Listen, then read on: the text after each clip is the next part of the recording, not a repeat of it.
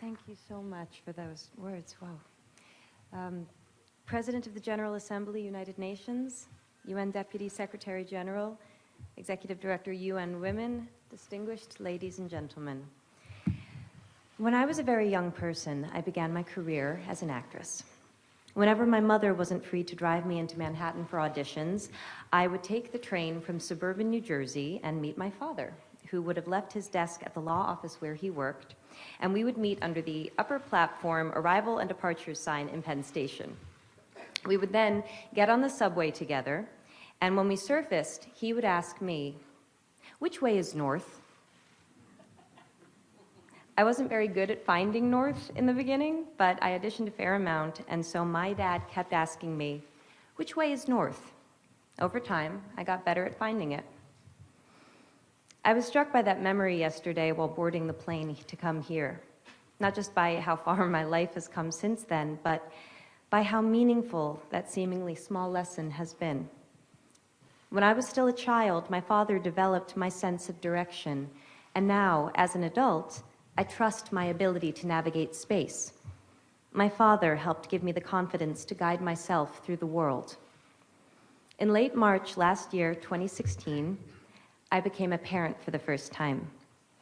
I remember the indescribable and, as I understand it, pretty universal experience of holding my week-old son and feeling my priorities change on a cellular level.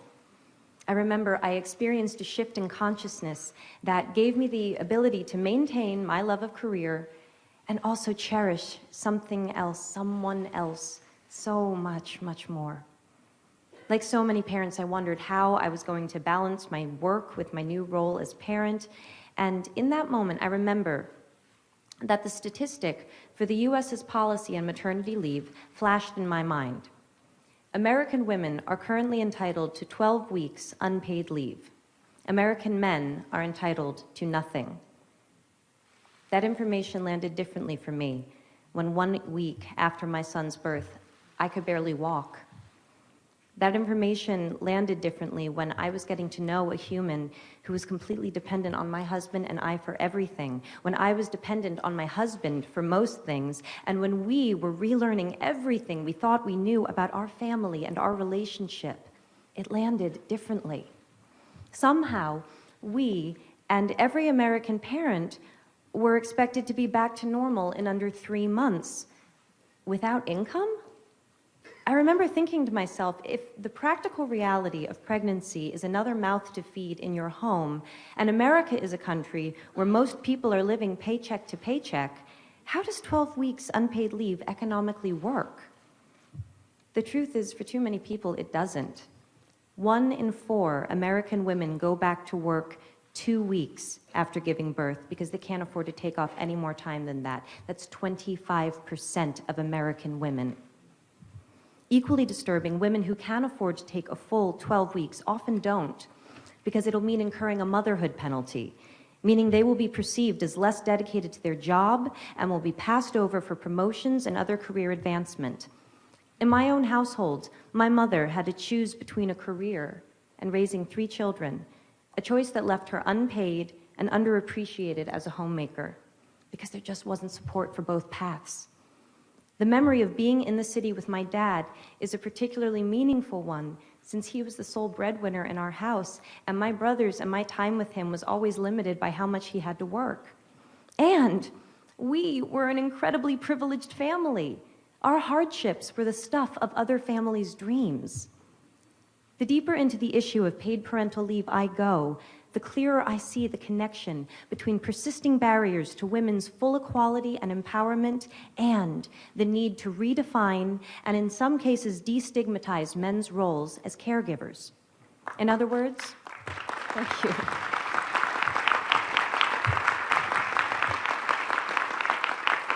In other words, in order to liberate women, we need to liberate men.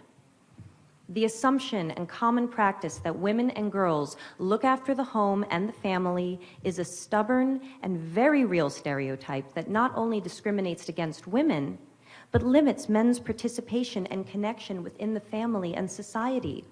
These limitations have broad-ranging and significant effects for them and for the children. We know this. So why do we continue to undervalue fathers and overburden mothers? Paid parental leave is not about taking days off work. It's about creating the freedom to define roles, to choose how to invest time, and to establish new, positive cycles of behavior. Companies that have offered paid parental leave for employees have reported improved employee retention, reduced absenteeism and training costs, and boosted productivity and morale. Far from not being able to afford to have paid parental leave, it seems we can't afford not to. In fact, a study in Sweden showed that for every month fathers took paternity leave, the mother's income increased by 6.7%. That's 6.7% more economic freedom for the whole family. Data from the International Men and Gender Equality Survey shows that most fathers report that they would work less if it meant that they could spend more time with their children. And picking up on the thread that the Prime Minister mentioned, I'd like to ask, how many of us here today saw our dads enough growing up? How many of you dads here see your kids enough now? We need to help each other if we are going to grow.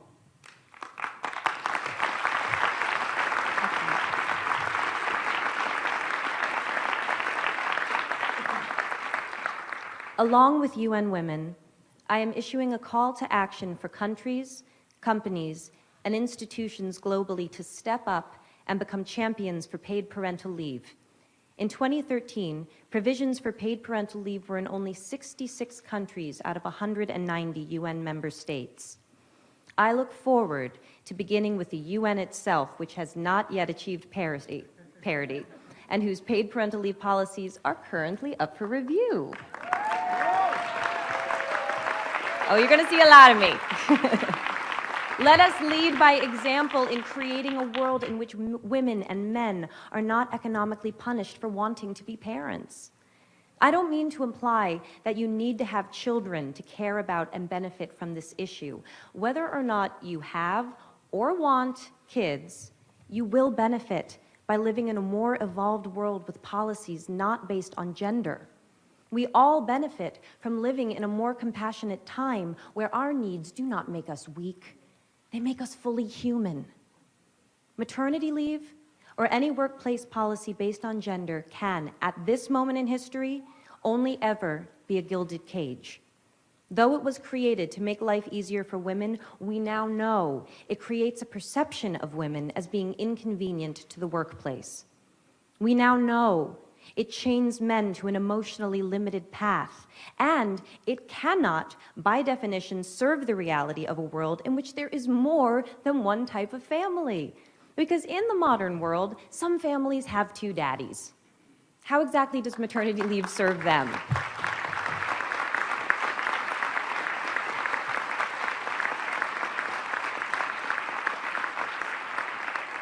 Today, on International Women's Day, I would like to thank all of those who went before in creating our current policies.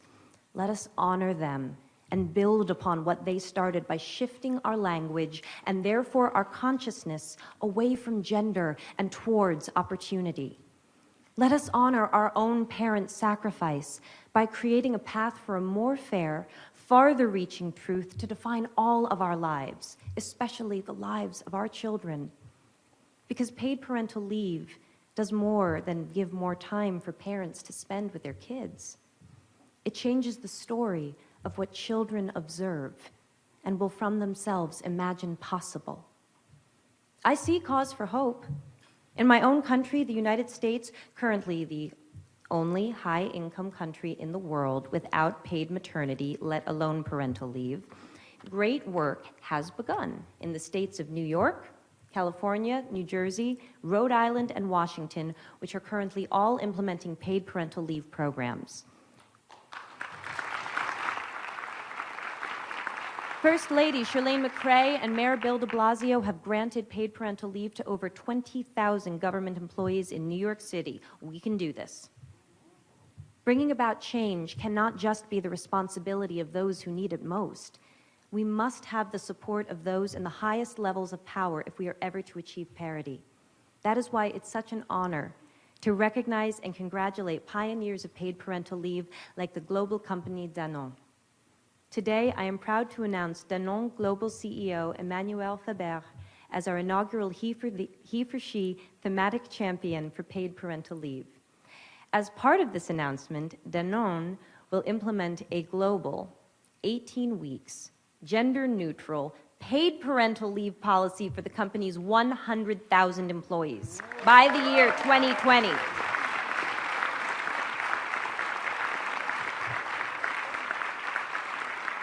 Monsieur Faber, when Ambassador Emma Watson delivered her now iconic He for She speech and stated that if we live in a world where men occupy a majority of positions of power, we need men to believe in the necessity of change, I believe she was speaking about visionaries like you.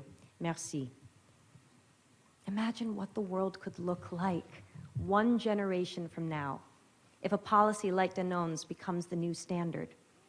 If 100,000 people become 100 million, 1 billion, more. Every generation must find their north. When women around the world demanded the right to vote, we took a fundamental step towards equality. North.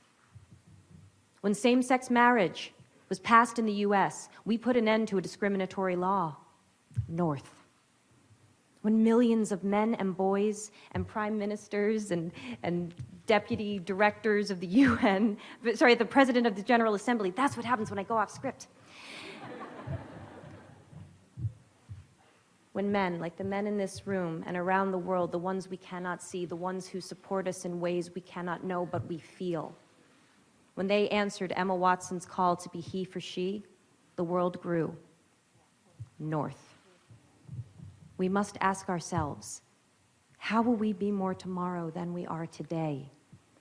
The whole world grows when people like you and me take a stand because we know that beyond the idea of how men and women are different, there is a deeper truth, that love is love and parents are parents. Thank you.